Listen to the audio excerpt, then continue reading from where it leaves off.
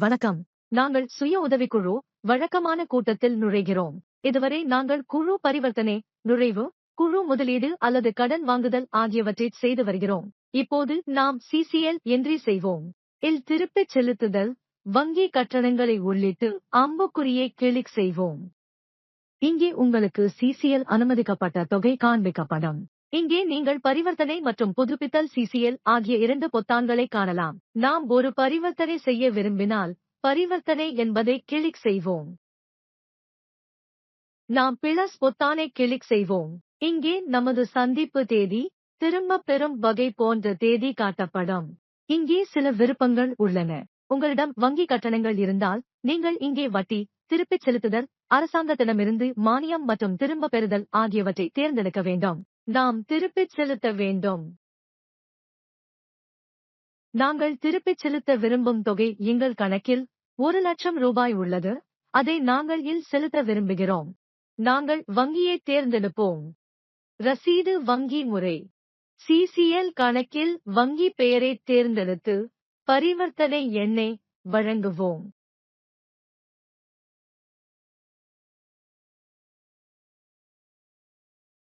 நாங்கள் விவரங்களை சேமிப்போம்.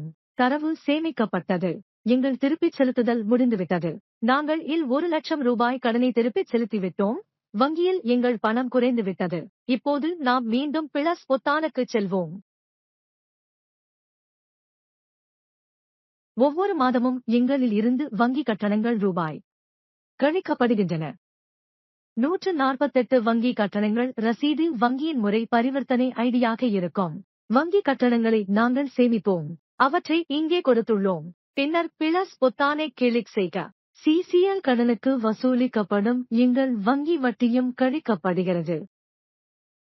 நான் என் வார்த்தையை உண்மையா ஏற்றுக்கொள்கிறேன். நான் வங்கிக்கு வட்டியாக 2,560 ரூபாய் செலுத்திவிட்டேன். வங்கி தேர்ந்தெடுக்கப்படும். நான் உங்களுக்கு பரிவர்த்தனை எண்ணை கொடுப்பேன். நாம் அவற்றை சேமித்தவுடன் நமது விவரங்கள் சேமிக்கப்படும். நாங்கள் கடனை திருப்பிச் செலுத்திவிட்டோம். வங்கி கட்டணங்கள் மற்றும் வட்டியை பச்சை நிறத்திலும், எங்களிடமிருந்து பற்று வைக்கப்பட்ட தொகையை சிவப்பு நிறத்திலும் காணலாம்.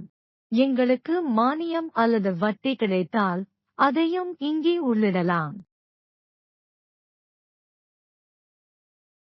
நமக்கு 5,000 ரூபாய் கிடைத்துவிட்டது என்று வைத்துக் கொள்வோம். பரிவர்த்தனை எண்ணை கொடுத்து அதைச் சேர்ப்போம். இந்த வழியில் நீங்கள் அனைத்து களையும் உள்ளிடலாம். நன்றி.